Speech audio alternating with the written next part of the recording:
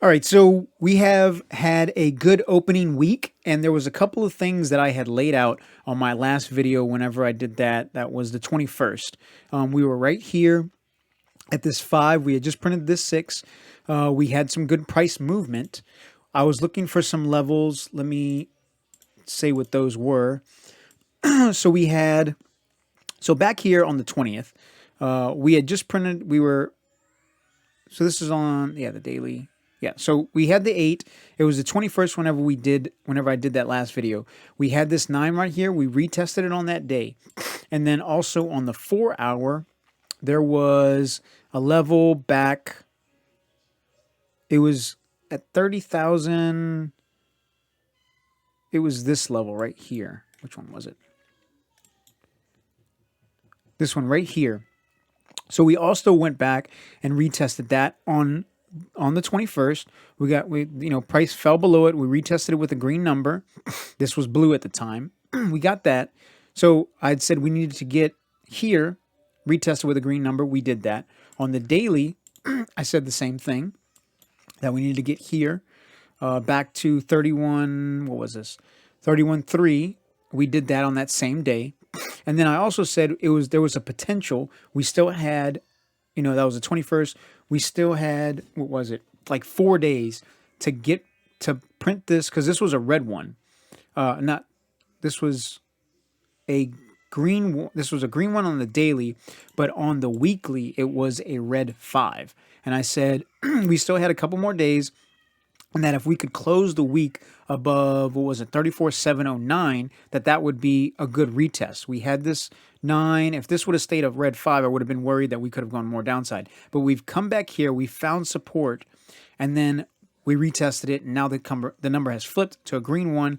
I can clear this out now, right? So I was also talking about that I had noticed on the 30 MA that we had come to that price multiple times, and then we failed, and that was another level that I was looking. If we could close above that, yeah, we had the retests on the 4 hour and on the daily, but those were below this 30 MA, right? The 4 hour was at 31.3. That was below the 30 MA, and then the daily, the 4 hour one, that was the daily. So the 4 hour one was from back here.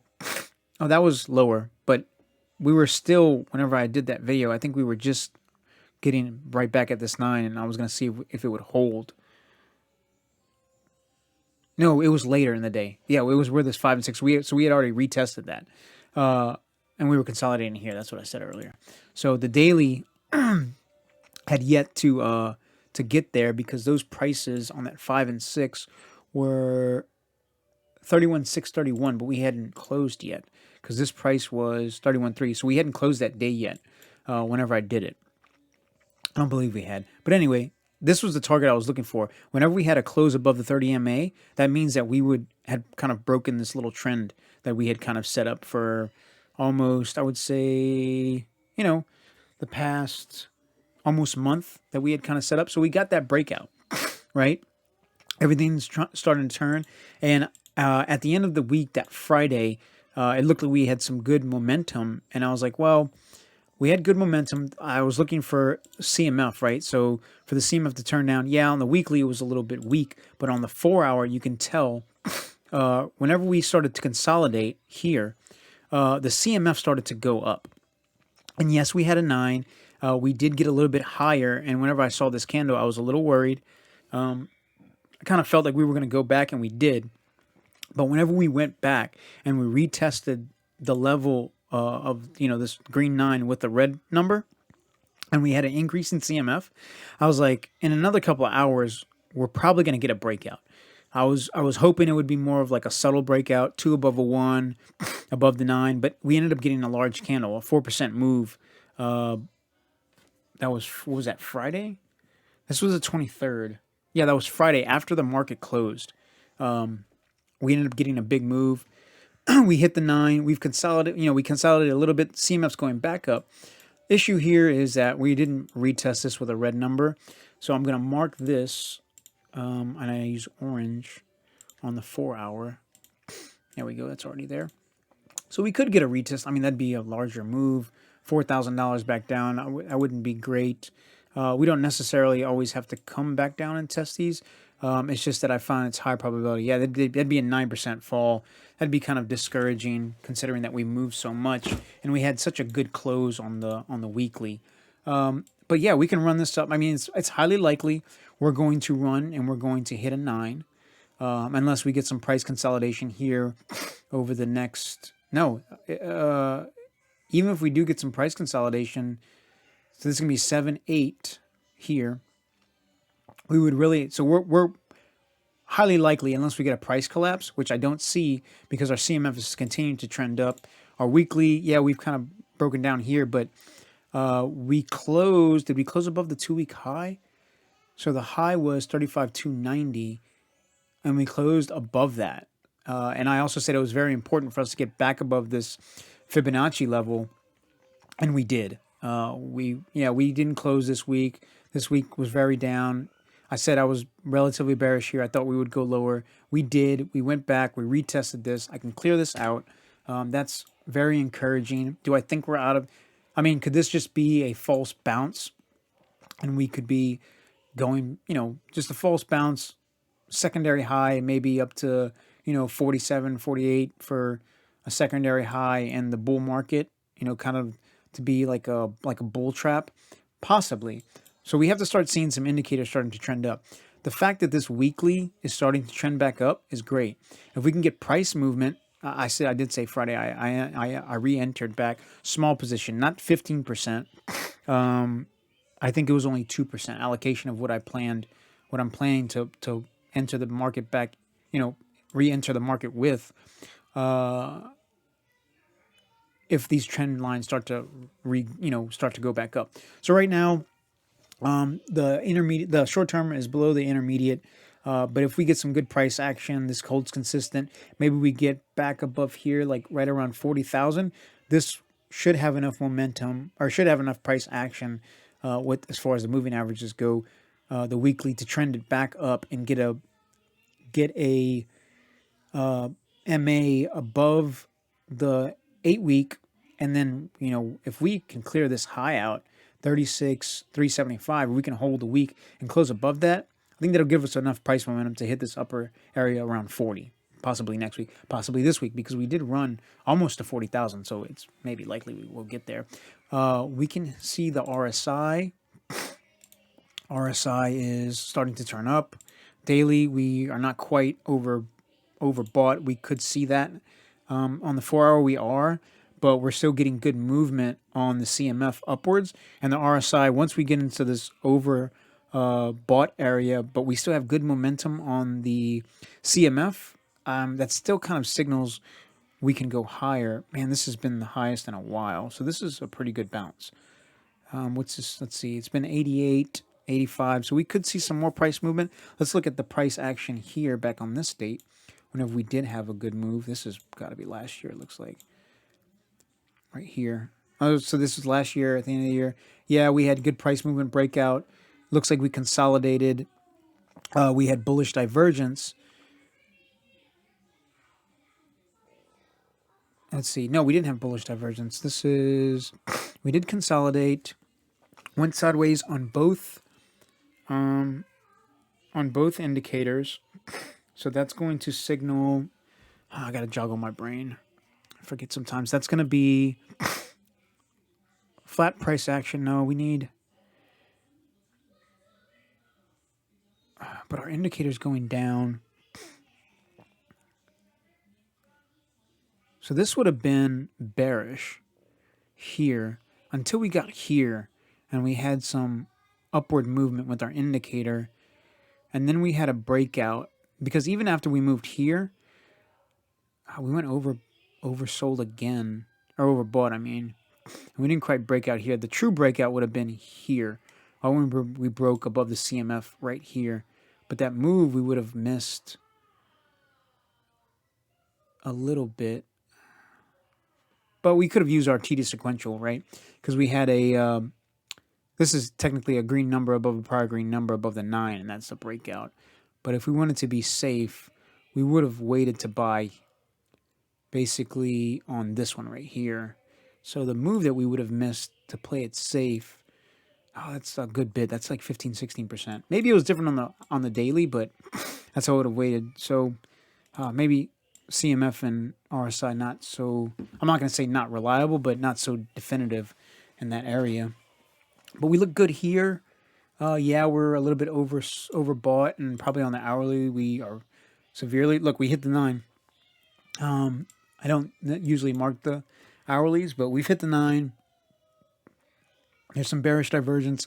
I think the CMF does need. I mean, this RSI does need to come down because 90 is aggressive. We can still get price movement up with a trending down oscillator. So we'll have to see how that forms because the daily and the 4-hour still says there's potential more upside. So maybe we do hit 40 over the next maybe 12 hours or something. Maybe definitely on this, like, because we can tap out on a 6, right? It's definitely possible. And then maybe we come back down. We could hit 40 and then find, I mean, what would that be? We'd hit maybe 40 and then come back down and have like a 10% down day, build momentum, and then go back up. Maybe get rejected on the RSI on the overbought area around 70, but still have our CMF go up and then break out here and then go higher. So I did say that this, if we had all those, RSI, those TD sequential 9s get retested with green numbers, that I was bullish. I'd be leaning a little bit more bullish, and that on the weekly that'd be a tremendous statement that we could flip it since we had fallen so much.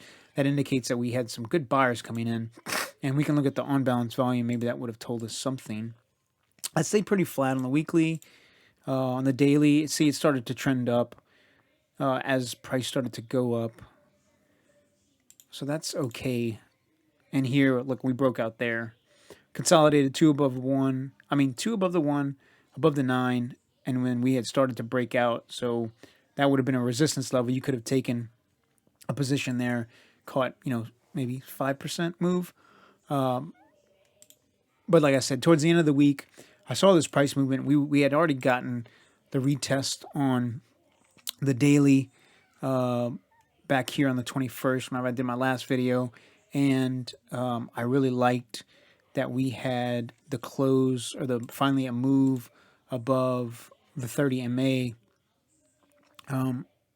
It looked at the time, the market closed at 3 here, but we were just consolidating actually right here. But this would have been the closing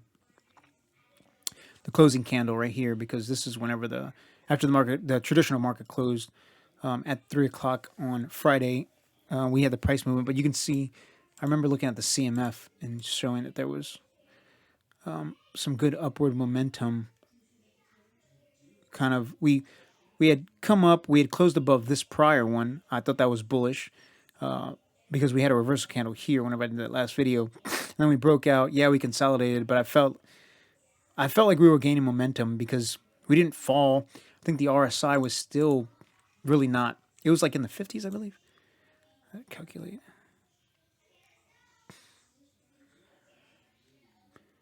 Yeah, we were in the 50s. And I remember looking at that. I'm like, if we could build some momentum, I think we could potentially break out over the weekend. And like I said, I allocated about 2% of what I plan on allocating. But we'll see if we can get the triple MAs up and we can get a weekly close. If we can get a daily or 4-hour close above the prior week high, which we've already moved so much up. So if this price movement can just maybe get to 40, consolidate, hold, maybe like Tuesday or Wednesday, it might be a definitive, like, okay, we can enter. And yeah, like I said, we could potentially miss like 20 to 30% move. What would that be if we entered around 40? Maybe like 15%. So we could potentially miss 15% from the close, but from the bottom. Like, I don't like to catch knives. We would potentially miss 20 to 30%, and that would be missing 20 to 30% from the bottom that we printed here, more from the basically the ultimate bottom, I think, or whatever the local bottom was for this consolidation. But it's okay because there's still massive upside. I mean, if we wait to 40 and then we go back to previous all-time highs, that's 50% move. Yeah, we missed 30 and potentially 80% returns, but we still got good returns. We're not trying to catch knives, we're trying to be profitable. So I like the way this looks. We'll see how price action goes.